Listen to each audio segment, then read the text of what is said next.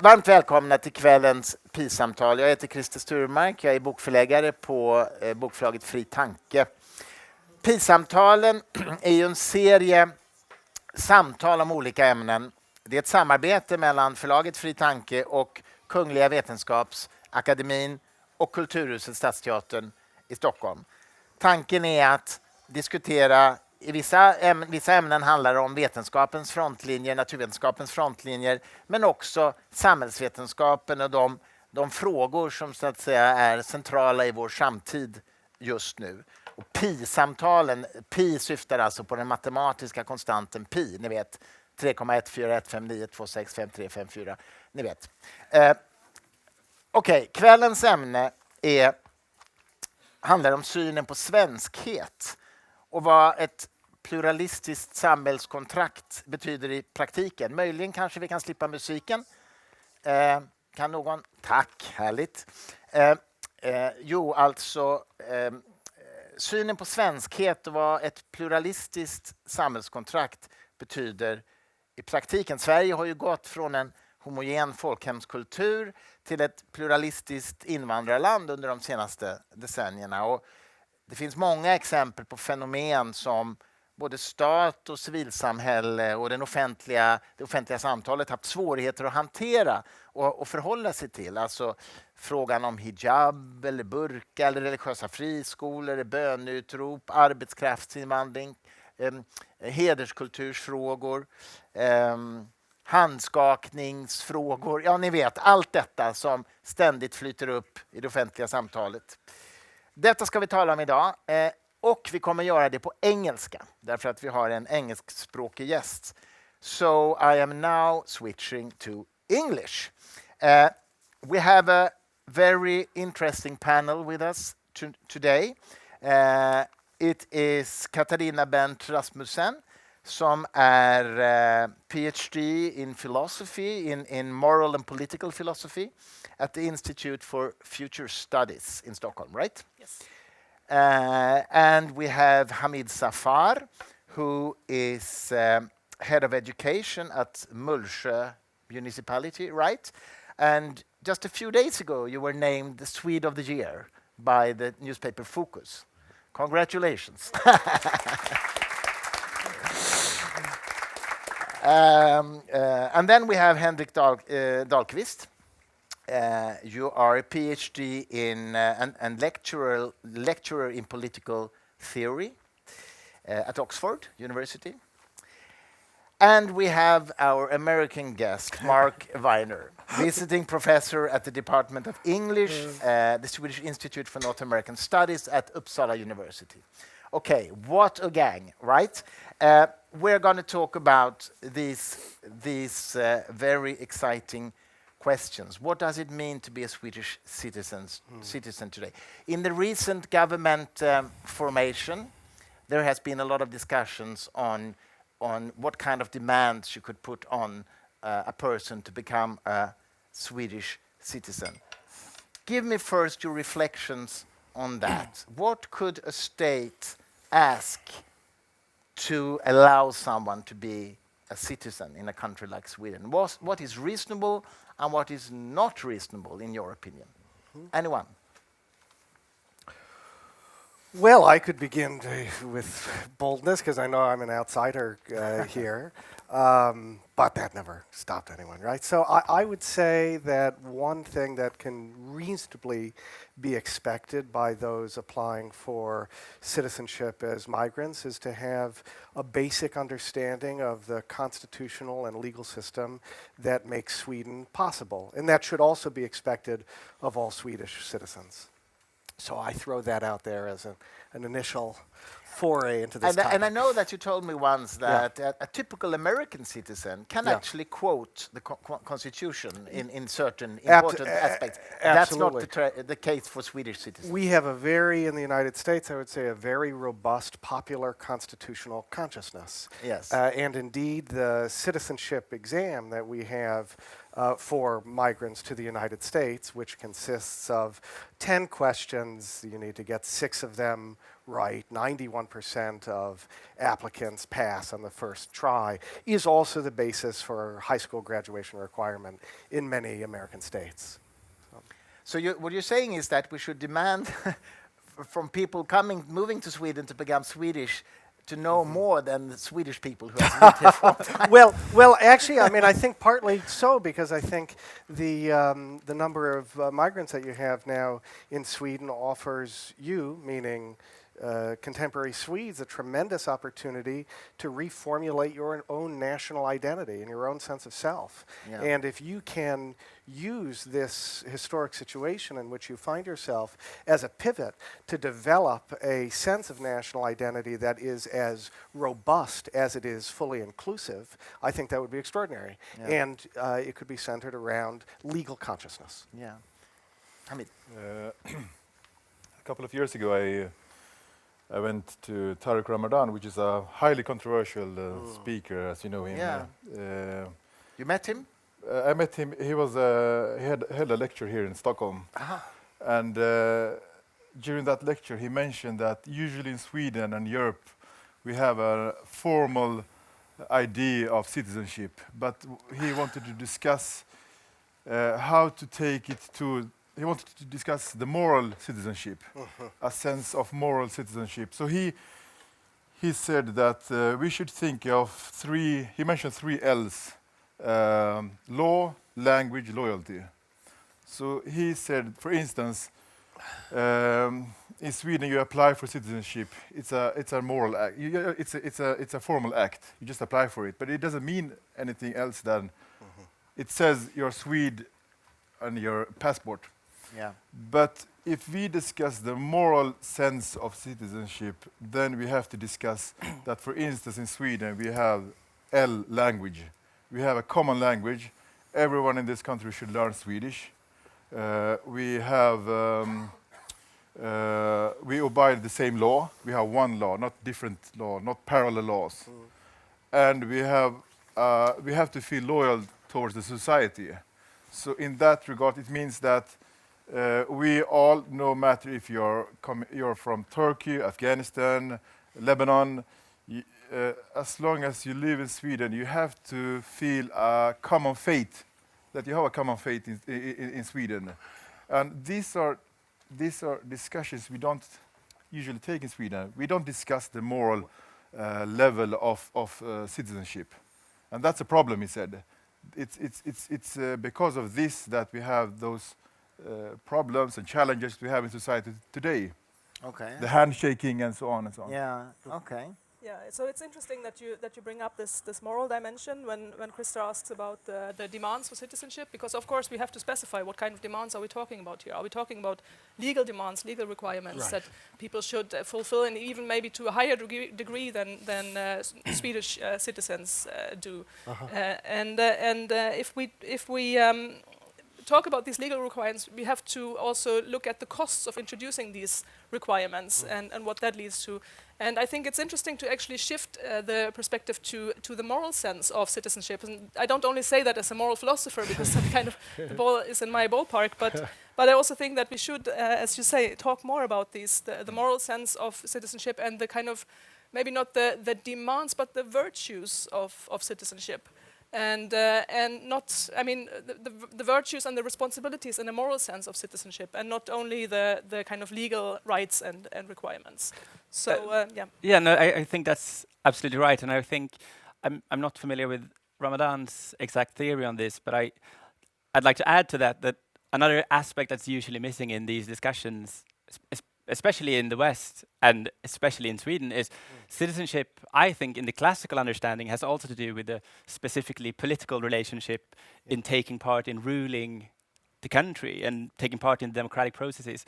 And to be a citizen in that sense is something else than just being the subject of a king or and that perspective is, if we have that perspective, then it might follow that we have to have a certain knowledge about the institutions that we're supposed to take part in and govern. And Yes. I'm struck by that all of us seem to be endorsing a kind of what we call a civic republican tradition of citizenship.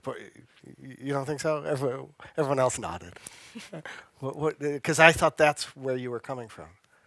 Well, so I think So I think we, what I like to do is to first of all ask. So what's the function of citizenship anyway, and then try to from that kind of reason down to so what should be the requirements be, and what are the kind of the rights and the duties connected to citizenship. And I mean, so as I see it, it's the function of having a citizenship is to achieve some kind of social integration of diverse individuals in a society, to provide some sense of shared identity. And then the question, of course, gets how thick this shared identity has to be in order to basically achieve a well-functioning, stable society. Yeah. And this, of course, can be achieved in many different ways. Now, probably all of us want to do it in a way that respects the individual life choices that we make and respects the diversity in our life choices. So we have some kind of restrictions already on how to achieve this kind of shared identity and this kind of stable,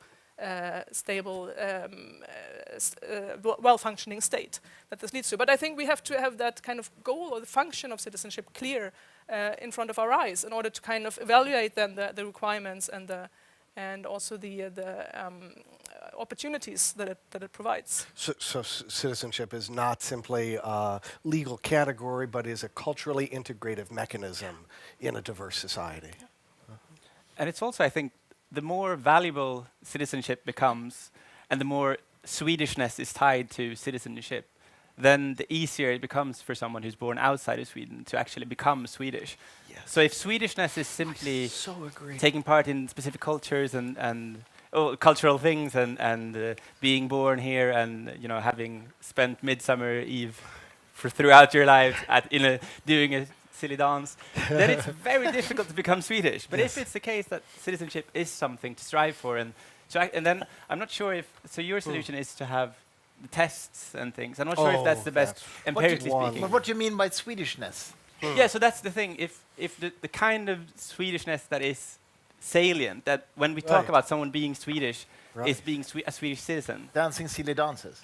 then that's a different kind of Swedishness, right? So Because I mean, I'm very Swedish, but I would never do that because I'm too shy. right. So I've never done it in my whole life, I think. But that's No, but the thing is that Sweden has for many years been promoting a strategy to pluralism, for instance. Yeah. But it's nothing wrong with that. I mean, Canada is a plural nation. America is built on the foundations of Catholics who left Europe. They were persecuted and went to America, and other large groups of individuals from all over Europe. But the problem here is that at the same time as the Swedish state has promoted pluralism, it has also been weak and anxious when it comes to the discussion of Swedishness. So true. So what is Swedishness? I mean, just for instance, every single damn year when it comes to Christmas time, and there's always a discussion about, should the children in school go to the church? So I used to work for the state a couple of years ago, the Swedish School Inspectorate, and every year we had the callers who said, my daughter's school, they're not allowing them to go to the church anymore. We've done that for centuries, but now they're not allowing them. But never have I come across an immigrant who said, this school, the children shouldn't go to the church. It's always, I think that because we have this anxiousness when it comes to talking about religion, identity, Swedishness. What does that mean? And we are very, we can't promote it to the new immigrants. And that's a challenge. Yeah. But can I ask you, because I know there are cases in Sweden, for example, children to Jehovah's Witnesses, they would not be allowed to go to church with a class, for example. So don't you think there is a point to when you say if the school should be completely secular, don't involve a priest and a church? Isn't there a point there? Of course there is a point, but the thing is that I mean, for many years, I mean, the Swedish school curriculum it's written very, very clearly that I mean, this is a secular education. But the schools who go to the church, they don't go to the church to listen to the priest. They're not interested in the preaching. They are going there because they don't have any other large areas to visit. Yeah. But maybe they could borrow the church and have someone else than the priest to sort of lead. But then you have the problem with the priest who says, if that it's true, it's actually true. The church, the priest is often the problem because the priest said, if the children, if the pupils are coming to my church, I want to have 50 minutes of the talk. Yeah. So that's a problem. That's a problem. Mark. I was just going to add to what you said, Hamid. For me, as an outsider to Sweden, I've been here only about 6 months. One of the most extraordinary experiences my wife and I have had is making a number of visits to the History Museum. And it seems to us, as outsiders, that the History Museum, at least on the second floor, is entirely dedicated to deconstructing the idea that anything called Swedishness exists. Yeah? And that's just strange. Now, I think it's unusual for us. Maybe it's a good thing. Maybe it's a bad thing. I don't know. But I think that, that seems to be cultural policy in Sweden for a long time, and surely it is advanced with the very best of intentions. That is this kind of cultural cosmopolitanism, which seems to have no there. There's no question that the intentions are good, but I agree with Hamid that a thicker sense of what Swedishness is in fact a better route to a successful integration policy. Well, I'm not quite sure about that. I mean, this is of course always the question that comes up when we talk about what are the Swedish values, what is the Swedish culture? Then people are like, but what is it really? We don't know. We don't know anything about that. And but maybe why don't we know? That's a very kind of Swedish way of addressing this question. So at least there kind of we tend to converge in actually questioning the existence seriously, why don't we know? Why don't we know? So I think that there's also this idea that there should be a variety of life goals, or there should be a variety of lifestyles that should be compatible or kind of part of Swedish culture without anyone dominating the other. And this kind of I think this informs this kind of questioning the question of what is Swedish culture really. And then of course I get back to the question, so why do we need do we really need such a thick sense of Swedish culture and Swedishness in order for this kind of integrating people into society and for making society stable and so on and so forth? And I'm not quite sure that we need this very thick sense. I mean, of course, we need to be able to communicate with each other. We need to have some possibility to have a shared language. We need to have knowledge about the institutions and the rules and the laws that we all have to follow in order for this society to function. But I mean, it's kind of totally compatible with integrating people. To say that, you know, some people are religious, they go to church. Some people are atheists, they would never set their foot in a church, and so on and so forth. And we could kind we could all kind of gather under that very thin sense of Swedishness. So and I think it very much depends as well on who does the defining. So if the Swedish state, for instance, or politicians goes about trying to say that this is what Swedishness is, this is Swedish values, that's very worrying and unsettling to me, and that's also the worry with these citizenship tests, that they might sort of smuggle in this through the back door and say, to be a Swede, you have to actually subscribe to these this Silly dances. Right. Exactly. So that's my main worry with this. I want to. What if you had immigrants tell you what it means to be Swedish? Yeah. So I think talks like this is very good, and it's good to try to draw out, sort of in the background culture of society. I mean, you wanted to say something? No, but because you said we don't know what Swedish. I think you said we don't know what Swedishness is.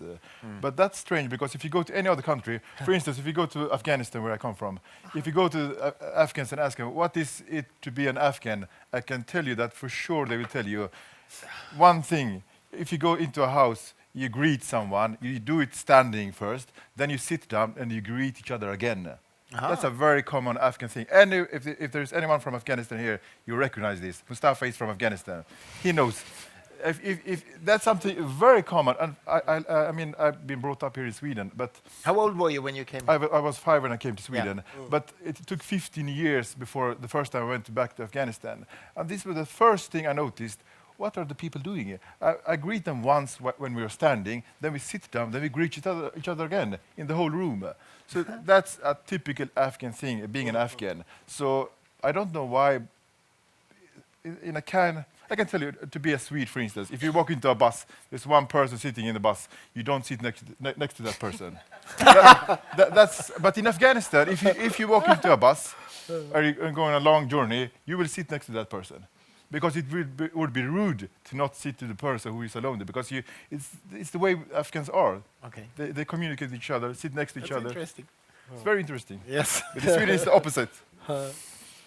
No, I think that's right. But then the question is, so how politically salient those things are. So I think there definitely are these characteristics about like specific ways that Swedes behave. And so the idea of moving Swedishness to the citizenship is that we can behave in all kinds of different ways and still be Swedish in this different sense. And I think that's the goal. Basically. But let's take a very specific example. I think you mentioned it, the handshaking thing. We had these couple of cases in Sweden where a young man applies for a job and he says, I do not shake hands with women. That's my attitude, but I'm happily doing this job. And then he doesn't get the job, and then he's paid a compensation fee. I think in one case it was 60,000 kronor or something like that. And then there is a lot of discussions about this, and then the Swedish Prime Minister goes up and says, in Sweden we shake hands with everybody. And to me, I must confess that personally, I think that's very provocative, because he's not going to tell me who I'm going to shake hands with. I should be allowed to refuse to shake hands with anyone, but I have to take the consequences of that. I cannot say that should be without consequences, but still I must be free to make that choice. But this has been a big debate in Sweden. And the interesting thing is, the cases that has been up, has been the motivation has been a young man, a Muslim man who has this specific interpretation of Islam, which I think is a very minority interpretation, as far as I know. But they are given compensations for that. And I'm pretty sure that if, say, for example, a very conservative Christian would apply for a job and say, well, you know, I think homosexuals are sinners, so I do not shake hands with homosexuals. I am happily doing this job, but that's my policy. He would not get the job, and he would not get compensation. Why do we treat this different? But we had one case 15 years ago with the priest Åke Gren, if you remember him. Yes, I sure do. He said that homosexuals are creatures and cancer, I think. He said, I actually know exactly what he said. He said homosexuality is a cancer tumor in society. Exactly. And why he was freed was because he didn't say homosexuals. He said homosexuality. Yeah. But The he was praised by the American. There was one certain church in America who praised him, and they very interesting. God hates facts. God hates facts. The Westboro Baptist. Yeah, exactly. Exactly. Westboro Baptist. But it's true. He wasn't because he said no. He said homosexuality, but not homosexuals. Exactly. Right. But he was charged. I think he was charged from the beginning, wasn't he? Yes, but he was freed. He was freed. Yeah. He went free from that. Yeah. Yeah, so it's interesting.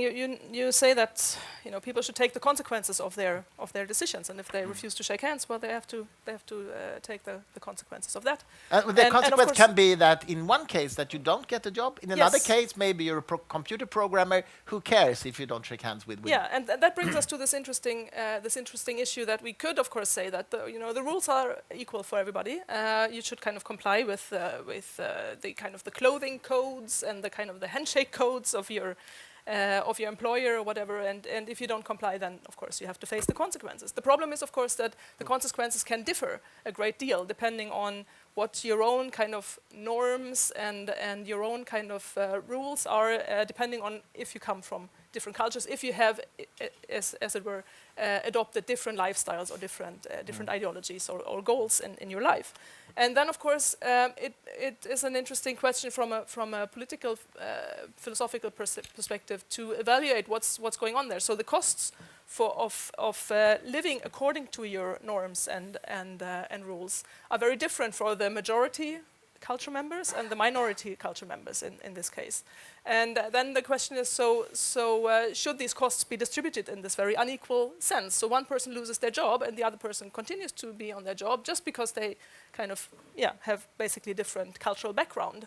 And then some political philosophers would say, well, the background you have, the cultural background you have, in a certain sense, is an unchosen circumstance, and you shouldn't be punished for things like the gender you have, or the sexual orientation you have, or the cultural background you have, by losing your job. And then we could say that, so this would be an argument then that we should have some kind of special accommodating rights for minorities, so they don't have to bear the full cost of their cultural background.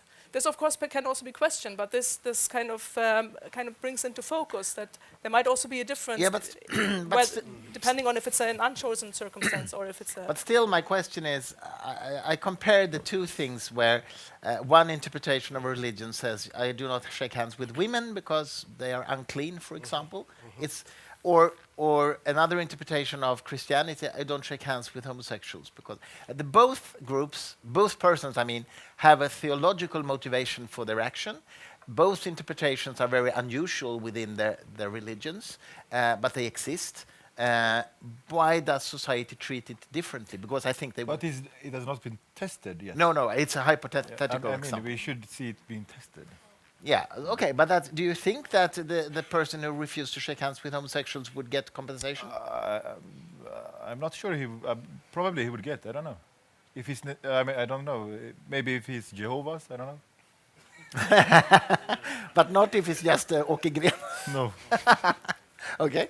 I don't know Swedish constitutional law to the extent that I could say one way or another. I know, under American constitutional law, which tends to provide a much wider scope of mandatory exemptions to generally applicable laws to make room for people to exercise their religious conscience and undertake religiously motivated behavior. But we live in a society also where we don't have an established church, so or where the king doesn't require to profess the Augsburg Confession. So The king has to do that. yeah, in Sweden. yeah. But not in America. No, Because you don't have a king. we don't have a king. You have Trump. Yeah, exactly. Yeah. So yeah, we I think conceive of religious freedom in the widest possible. Yeah, but should religiously motivated actions Conduct, be dealt with differently than politically or philosophically motivated actions? I think so. Sure. They should be. Yeah, I think so.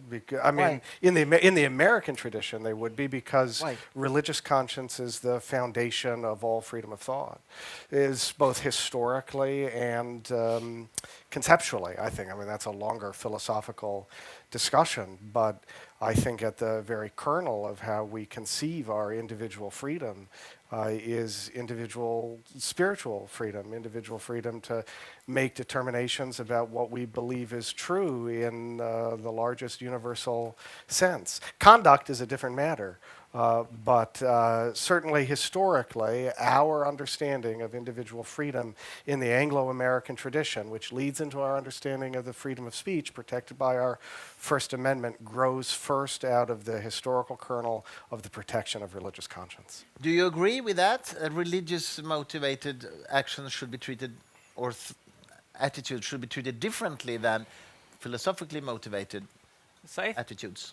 So I think this is one of the hard Yes. questions. Yeah. Definitely. I think Why I'm asking it. Yeah. the reasons. So some of the reasons that are given in favor of this could presumably also be given in favor of treating some philosophical, philosophically motivated positions differently as well. So my own view on this, it isn't a strongly held view, is that it's probably possible to disaggregate religion in a sense and try to pick out what's the feature that makes it special, and if that feature is.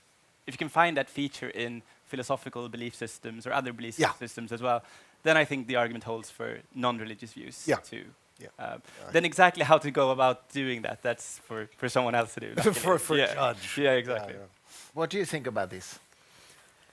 Yes, it is a very hard question. I would really like to kind of get back a little bit to these virtues and demands of citizenship, even in this question, because I think that if you view citizenship not only as this kind of conferring, like this passive model that we're conferring like rights upon people, rights to maybe vote in elections and rights to have healthcare and so on and so forth, but you also see too that there are these virtues of citizenship that we should all strive for. So it's not a legal requirement, but it's kind of this ideal citizen that we try to paint here. And then we have some of these virtues that are kind of very central for citizenship, and that's for instance the virtue of political reasonableness, and I think we will get to that, but it's also the virtue of being able to compromise.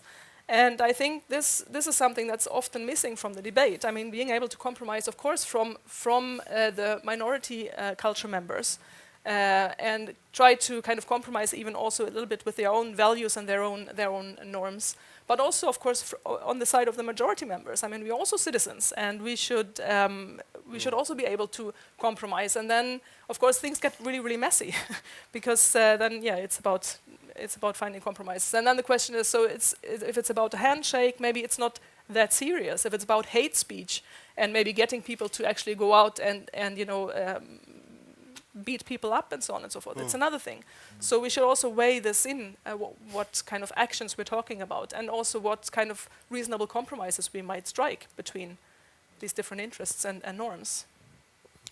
I would like to discuss the reason why the cases would differ, because I think there's a history behind it. For many years, for instance, in academia in Sweden and Western Europe, and certainly in America, we've had these theories of gender studies, post-colonial studies, for instance. And I think it has created a strong sense of victimhood, which works in the departments as well. It has reached all the way from academia to the departments and the ministries in Sweden.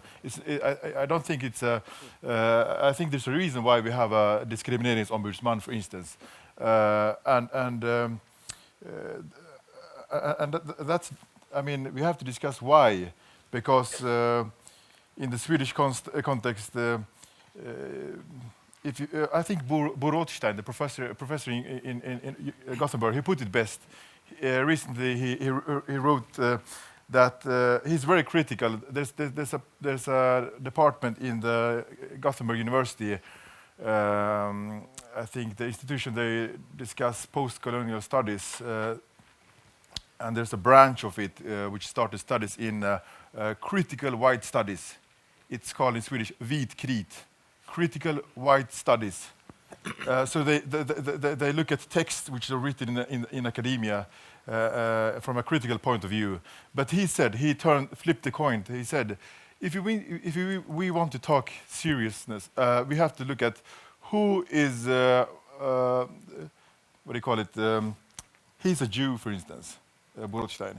He said, if you look at the number of Jews who has got the Nobel prizes, the Jews are, I think they make up 24% of all the Nobel prizes. And they're 0.4% of the world. Exactly. I think there are 40-50 million Jews in the world. Yeah. Shouldn't we be critical towards the Jews? Critical Jew studies.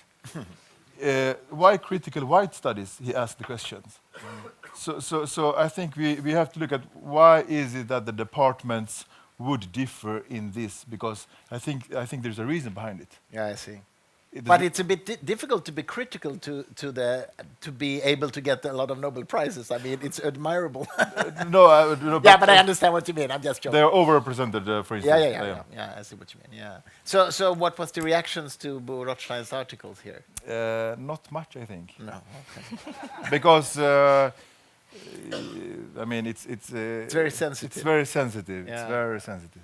But let me ask you, there is this concept in Sweden, identity politics, which is discussed a lot.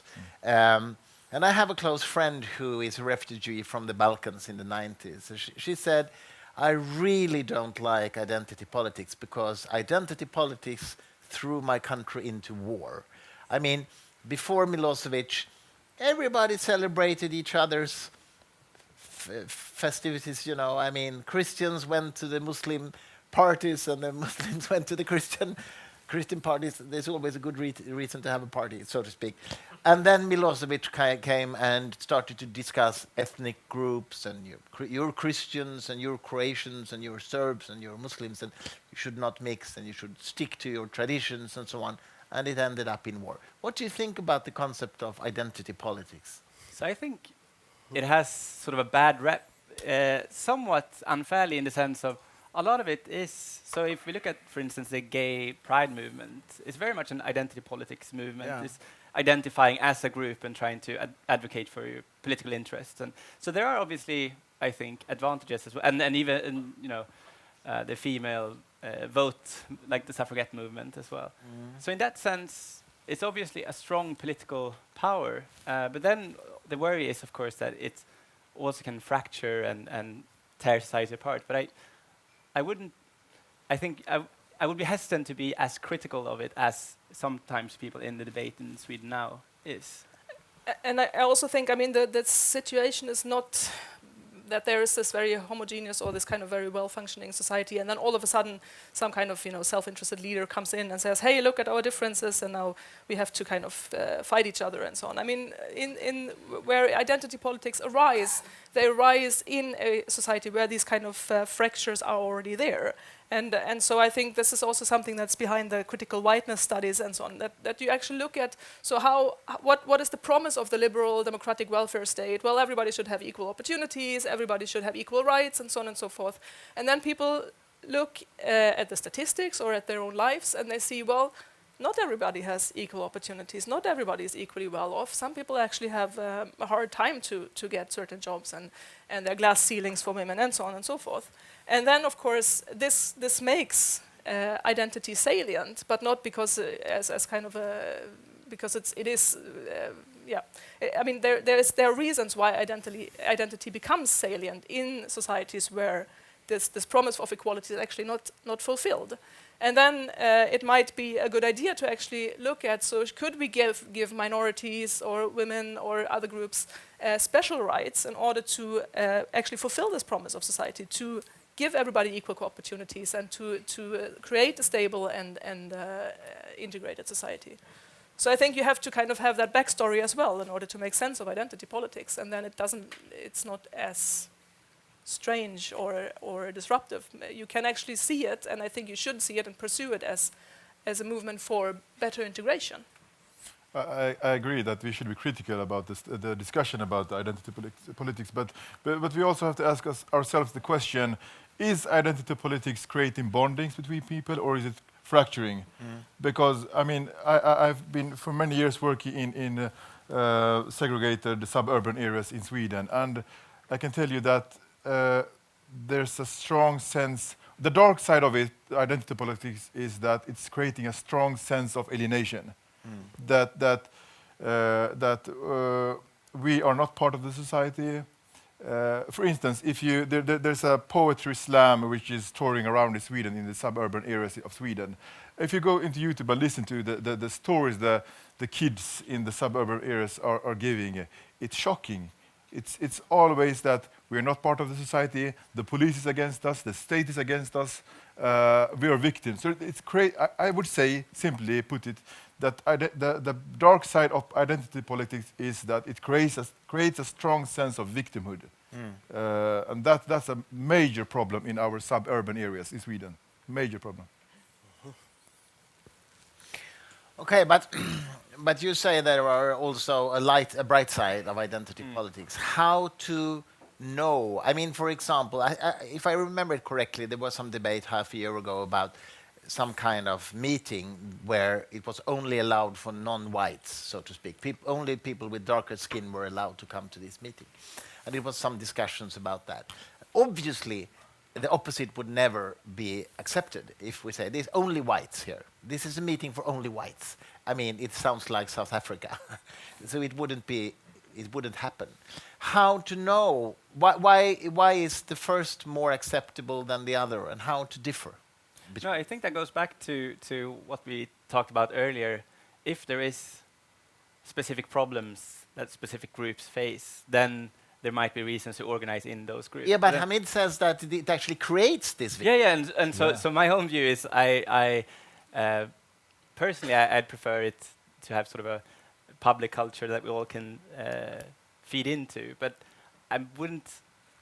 It's not my position to. So if people believe that this is a good way to organize politically, and without getting into these sort of worries, then go ahead. Is my blanket statement. But how to actually balance those values, I think it's very tricky, and that's.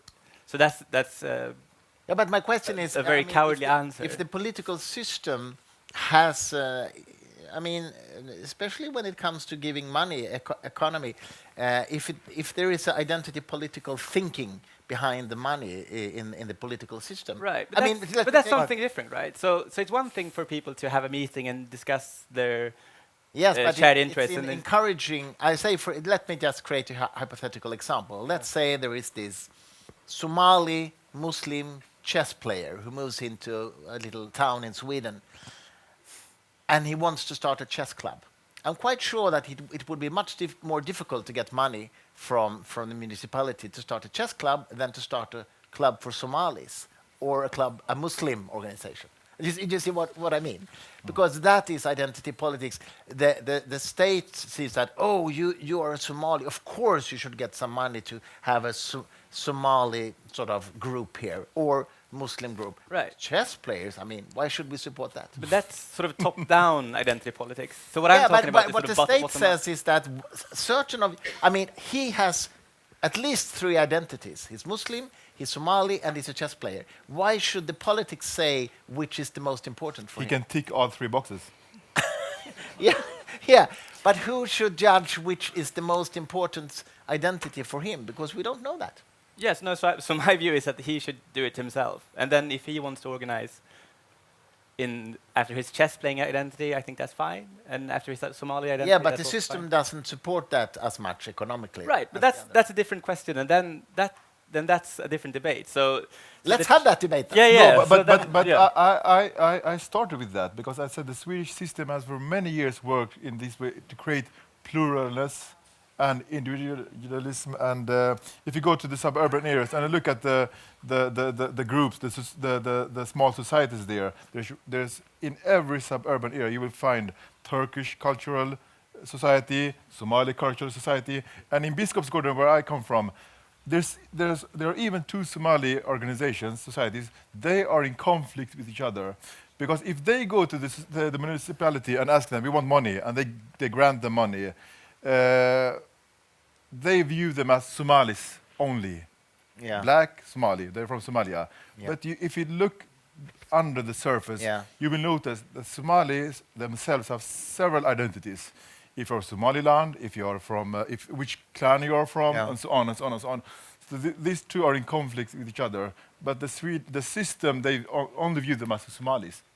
So these are tricky questions. Yeah. You have to have a sense of understanding about the people, and that's why I think this book, which came last fall, the Klanen, maybe some of you have read it. It was very yeah, exactly. Yeah. It was very sensitive to release that book, to publish that book, because and I asked the question, why? We have tens of thousands of Somalis who lived in Sweden for 2 decades. Still, the general Swede know nothing about Somalis. No. Ask yourself, what do you know about Somalia? Surely you don't know what the second large state is. What is the name of the clans? For sure you don't know. Your bus driver is a Somali, your taxi driver is a Somali, but we know nothing about these people. How can we reach out to them if you know nothing about them? That's for me, it's shocking. What should we do about it then? Learn. I mean, we invited them. We granted them thousands of Somali citizenship, but we keep them away from us. That's not taking responsibility. No, how should we do that in practical political actions? Integrate with them, talk to them, invite them, read about them, write books about them, like Per Brinkeby. Yeah. But if you're still thinking that that's a sensitive thing to do, to write a book about Somalis, and one of the publishers in that anthology, he's a Somali himself. He writes about the Somali clan society, but that was also sensitive. So this is a subject in Sweden, we don't dare to near. Why is that the case? Why is that so, do you think? That's why we're sitting here. Sorry? That's why we're sitting here. Yeah. What do you think? Well, I think Yeah, there are different issues here. I mean, there's of course this very big problem of general segregation in the Swedish society. When you look at how the housing segregation, and you look also at the segregation in workplaces and in the how they are. How certain maybe nationalities or concentrate in certain maybe areas, and also maybe in certain jobs, or that So there's this general big problem of segregation, and I mean, you know, that's a very big question. What should we do about it? But we should not conflate that with separatism and separatist movements, because I mean there's also a need sometimes for groups to actually retreat and to find common ground amongst themselves and find common experiences and try to organize. In order to work for change, and we shouldn't, just because you know we haven't managed to desegregate society, not allow them to have separatist meetings. I think there's a very, I mean, the goal I think for all of us should be integration. Yes, that's the goal. But sometimes, in order to reach that goal, we need, as a means, separatist groups and meetings. I mean that has worked for the women's movement, for instance, historically. And it might also work for men who want to discuss the men's gender roles and so on and so forth, that they actually have separate meetings and discuss their common experiences and challenges. And this should also work for ethnicities, and we shouldn't prevent them from having separatist meetings just because society has failed to desegregate at large. Mark? Speaking of someone who contributed to that volume of Brinkema and Lundberg, and who's experienced, who's been on the receiving end of the sensitivity that these questions raise, I would say it's really sensitive because Swedes really, really, really want to be good. No? And that's wonderful, you know. And you have a cosmopolitan identity that you've embraced as what that means. And so raising these questions creates some friction. I would say that in relation especially to the clan societies, that what's needed as a path to full integration and full mutuality is for Sweden to somehow construct a bridge, to create a bridge between the rational, bureaucratic, neutral formulation and justification of the public authority that you have here, for which you are famous, and the more traditional justifications for public authority that come from traditional societies. And that bridge, I think, is a conception of kinship, of extended family membership that can provide some sort of rhetorical reformulation of what the people's home means, and to sort of somehow encourage a dialogue with those migrants, with extraordinary generosity brought to your country, to reformulate the meaning of the people's home around new conceptions of kinship. I think that's a path to mutuality that I would endorse. But you say that Swedes they very much want to be good.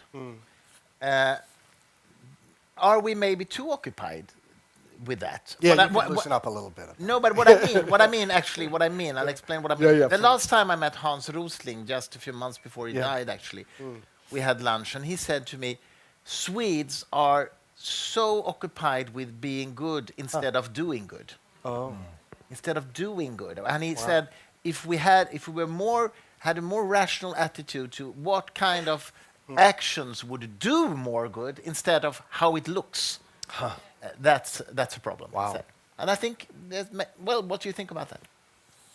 I think that's probably true. And also, so if we look at this from the sort of political perspective and from the perspective of political parties, it seems if they also don't have a coherent idea of what doing good actually might look like. So even regardless of what side they're on in the debate, they don't have a coherent story about what a functioning integration is. So And it's sort of a random. All these questions comes up with the call to worship and the handshake, and it's as if they draw the responses to it from like a hat, and like we are going to be against this, we're going to be for this, and there's no overarching structure to their arguments, and that's I think worrying, and that's a big difficulty to overcome for the political party. They need to have regardless of what their vision is, they need to have like a good internal process where they have, because there is a vast literature on this. They can go and read about it, but they really should do it in order to move forward, I think.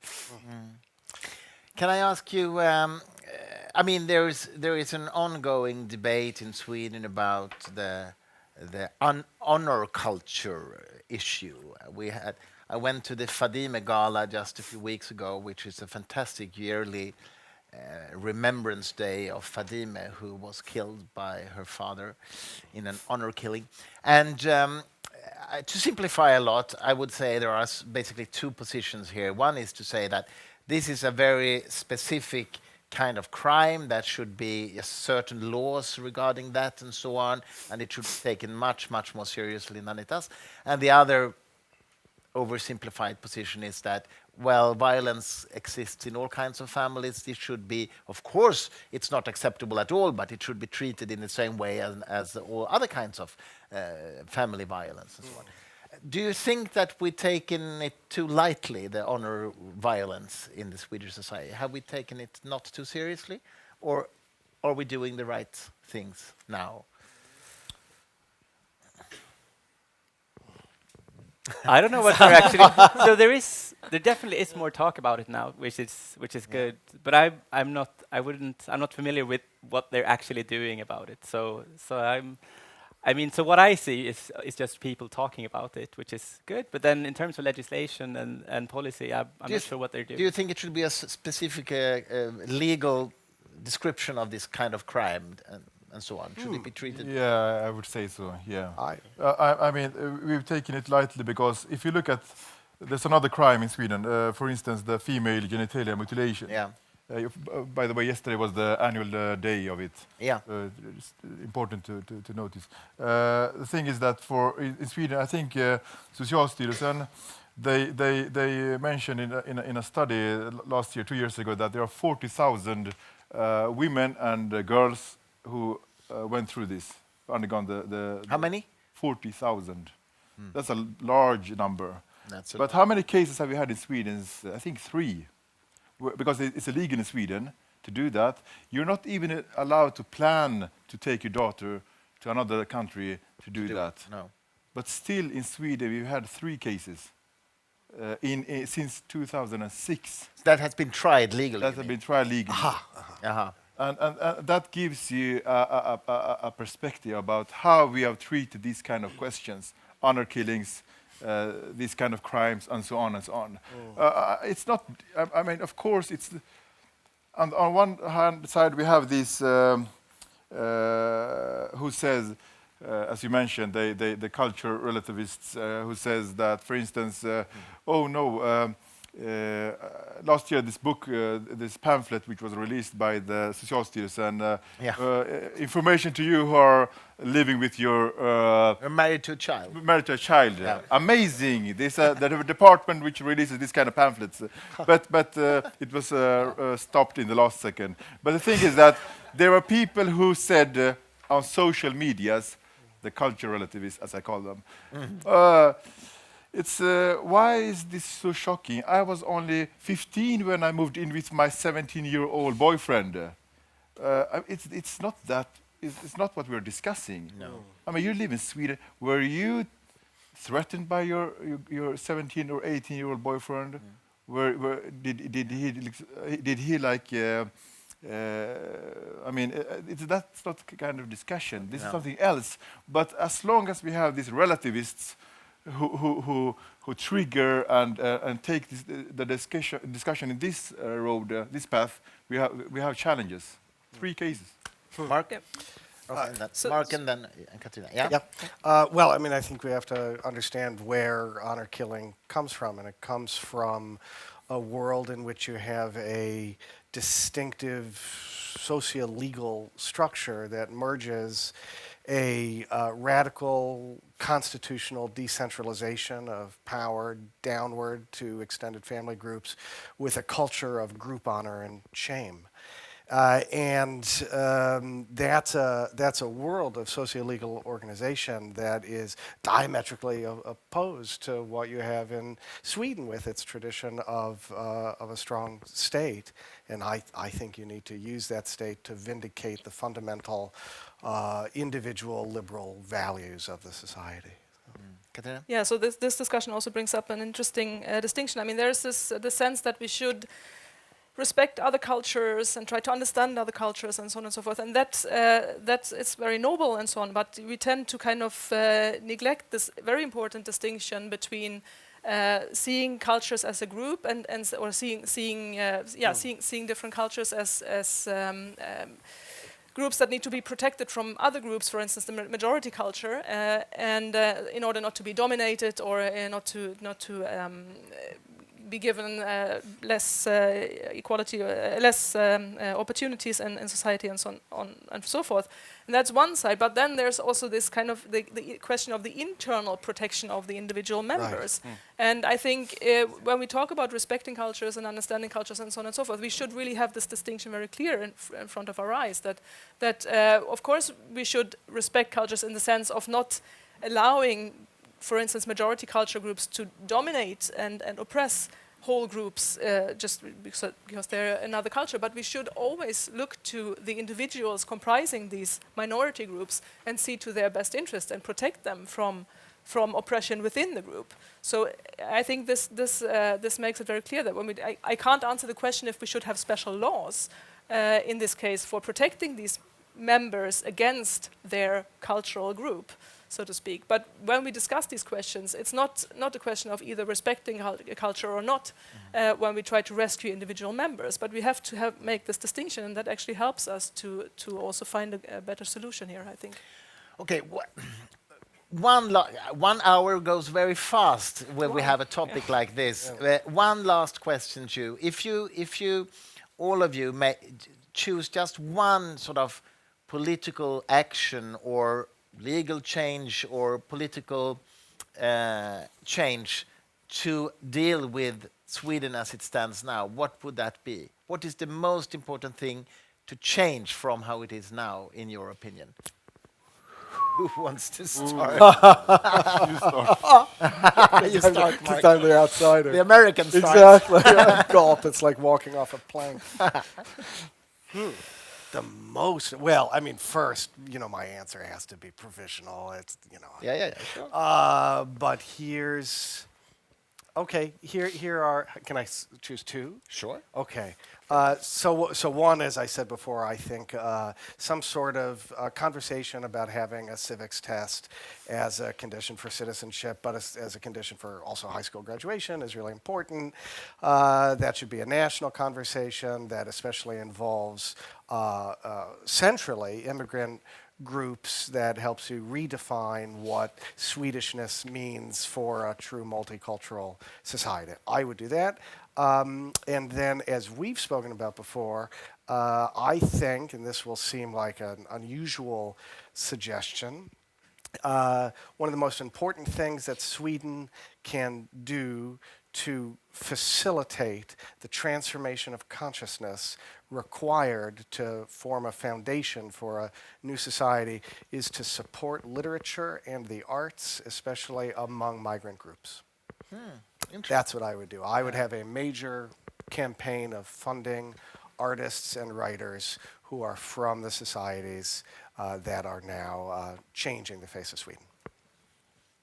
Who wants to go next? Yes, I would like to reiterate, so this is not a policy, it's just so the internal culture of the parties need to think about this harder, and they have to provide better answers, I think. So that's the first thing.